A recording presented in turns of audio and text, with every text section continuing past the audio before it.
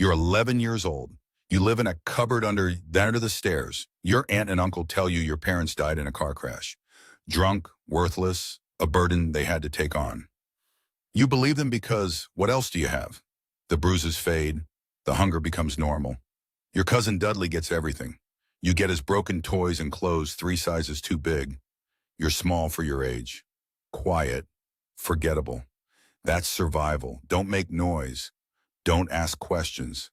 Don't exist too loudly or Vernon's hand comes down hard. Then the letters start arriving, hundreds of them, thousands. Your uncle's face turns purple. He boards up the mail slot.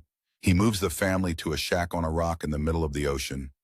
You turn 11 at midnight. A giant kicks down the door. Hagrid. He tells you the truth. You're a wizard. Your parents didn't die in a car crash. They were murdered by the most powerful dark wizard in history, Voldemort, and you survived. You're famous. The boy who lived.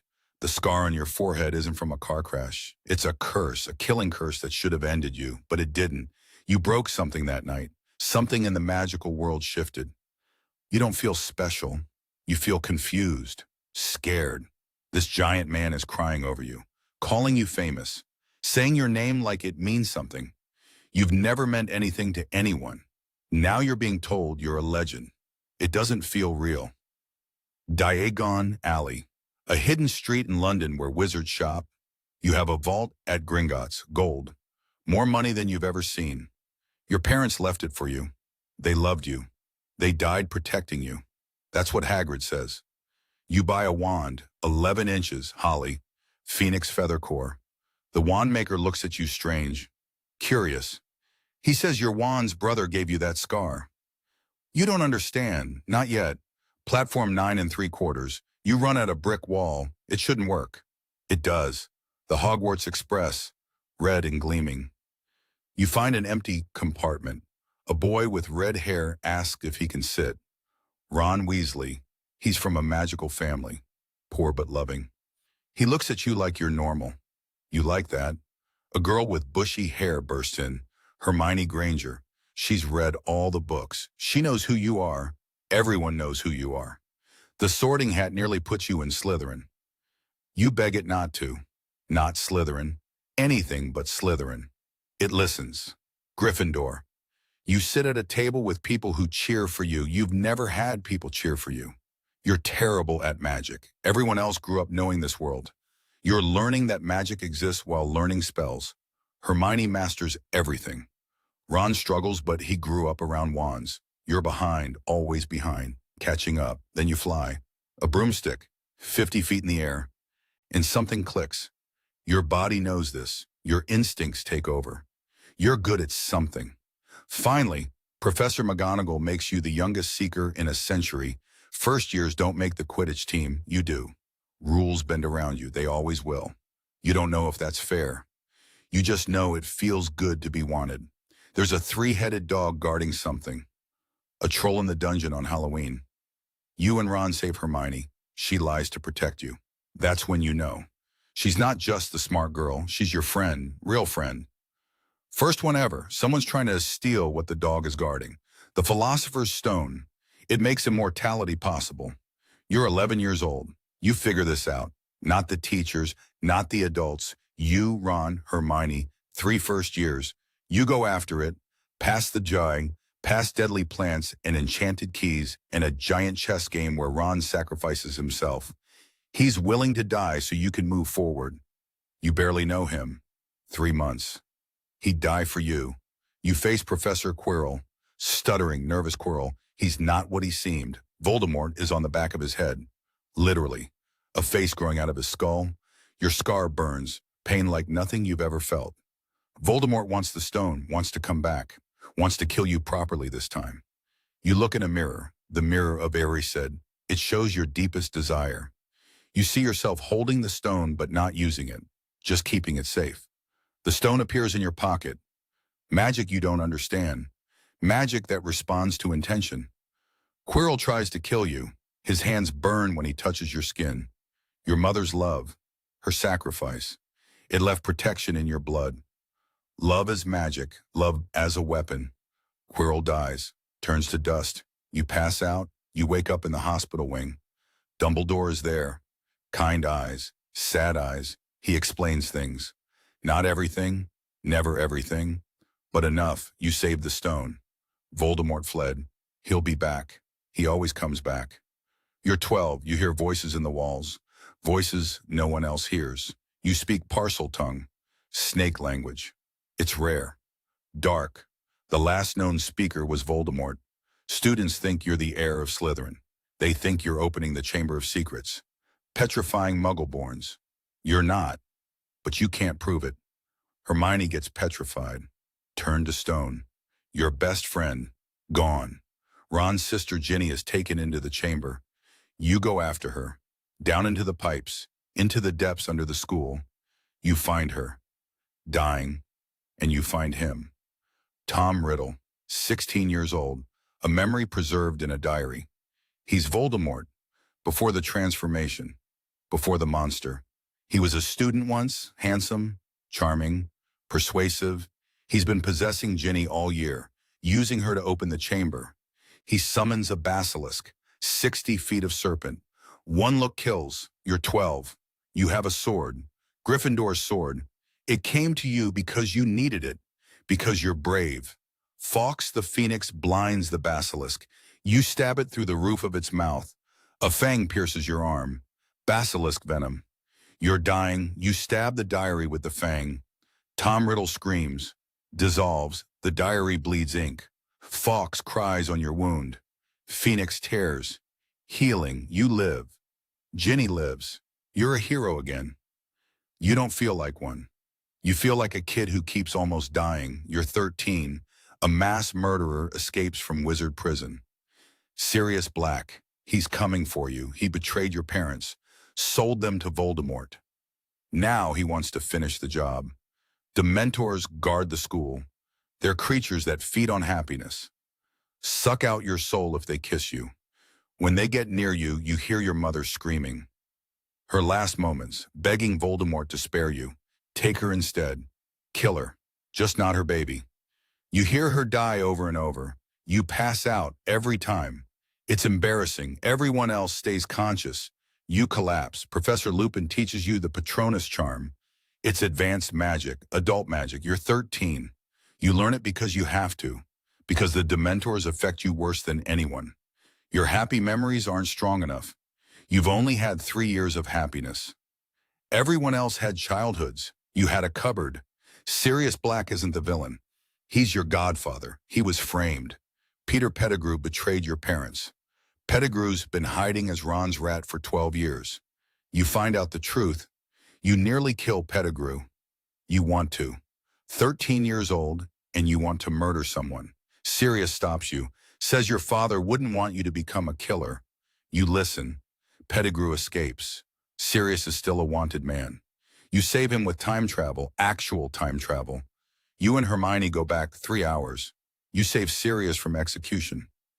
You see yourself from the outside. You cast a Patronus, a full corporeal Patronus, a stag. Your father's animagus form.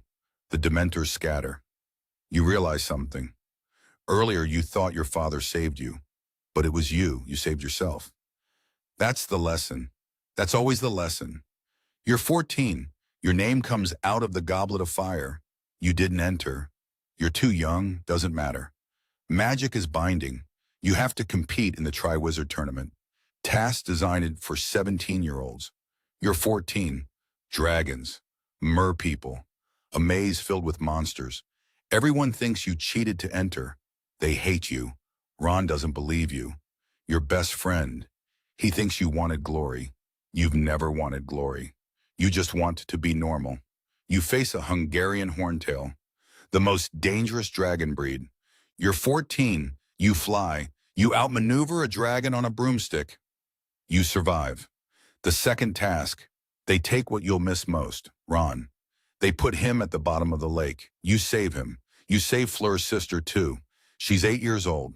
You can't leave a child at the bottom of a lake, even if it costs you the task. The maze. You and Cedric Diggory grab the cup together. It's a port key. It transports you to a graveyard. Voldemort is there, waiting. This was a trap. The whole tournament. A trap to get you alone. Cedric dies. Kill the spare. Just like that. A boy you knew. Good, kind, hardworking. Dead because he was standing next to you. Voldemort's servant cuts your arm, takes your blood, uses it in a ritual. Voldemort returns. Fully. A body. Power. He's back. You duel. Your wands connect. Priori incentatem. Echoes of his victims appear. Your parents, they tell you to run. Ghosts giving you seconds to escape. You grab Cedric's body. You portkey back. You're holding a corpse. Everyone's cheering. They think you won. You're screaming that he's back. Voldemort's back. The Minister of Magic doesn't believe you. Calls you a liar. Disturbed. Traumatized. Dumbledore believes you. That's something. But the world thinks you're annoying. You're 15. The Ministry is interfering at Hogwarts. Dolores Umbridge. She's torture in pink. She makes you write lines. I must not tell lies, with a quill that carves the words into your skin. Your own blood is ink. It scars. You don't tell anyone. You've had worse. That's what you tell yourself. You formed Dumbledore's army, teaching students defense because Umbridge won't. You're 15 teaching 6th and 7th years. They listen. They trust you. You've fought Voldemort 4 times and lived. You have dreams, visions. You see through Voldemort's eyes. You feel what he feels. There's a connection. The scar. It's more than a mark. It's a link. Voldemort lures you to the Department of Mysteries. He makes you think Sirius is being tortured. You go. You take your friends. Neville, Luna, Ginny, Ron, Hermione, kids. You're all kids. You fight Death Eaters. Adults, trained killers. Hermione nearly dies. Ron gets brain damage temporarily. You're losing. The order arrives. Sirius fights Bellatrix. He's laughing, taunting her. He's winning. Then he's not. She hits him with a spell. He falls through a veil. He's gone. Your godfather, the only family you had, dead. Because of you. You chase Bellatrix. You try to use an unforgivable curse. Hate isn't enough. You can't torture her. You're not dark enough. Voldemort possesses you. He's inside your head, your body. He wants Dumbledore to kill you, to kill him. You think of Sirius, of your friends, of love. He can't stay. Love burns him. He flees. The Ministry sees him, finally. They believe you. You were right all along. Doesn't bring Sirius back. You're 16. Dumbledore shows you memories. Tom Riddle's past, Horcruxes, objects containing pieces of soul. Voldemort made them, split his soul 7 ways. That's why he didn't die. That's why he came back. You have to destroy them. All of them. Then he's mortal. Then he can die. You and Dumbledore retrieve one, a locket from a cave. Dumbledore drinks poison to get it. You force him to drink it. He begs you to stop. You don't. You make him finish. It nearly kills him. You get back to Hogwarts. Death Eaters are there. Draco Malfoy disarms Dumbledore. Snape arrives. Dumbledore pleads. Snape kills him. Kills Dumbledore. Your mentor, the greatest wizard alive. Dead.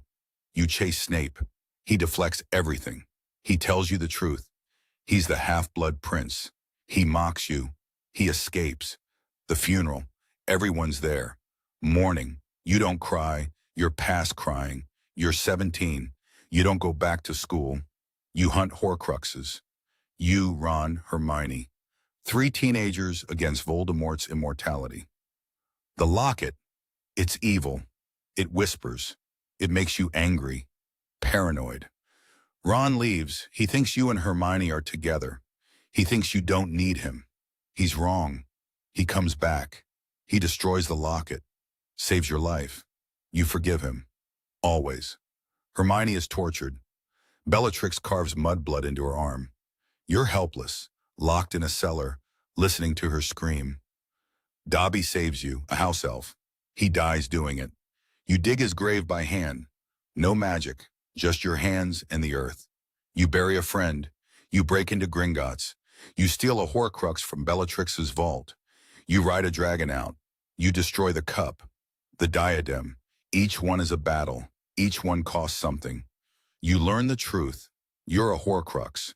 The night Voldemort tried to kill you, a piece of his soul latched onto yours. You have to die. That's the only way. Voldemort has to kill you. You walk into the forest, alone, you're ready. You see your parents, Sirius, Lupin, ghosts from the resurrection stone. They walk with you, you're not afraid. Voldemort casts the curse. Green light, you wake in a white place. Dumbledore is there. A piece of Voldemort's soul is there. Broken, screaming. You can go back or move on. You choose to go back. You're not done. Voldemort thinks you're dead. You're not. You wait. Neville kills Nagini, the last Horcrux. Voldemort is mortal. You duel. Everyone watching. Your wand against his. He casts the killing curse. You cast Expelliarmus. Disarming charm. Simple, basic. First-year magic. The spells collide. His curse rebounds. Kills him. Tom Riddle. Dead. Finally, you won. The wand chooses the wizard. The Elder Wand was never his. It was Draco's, then yours.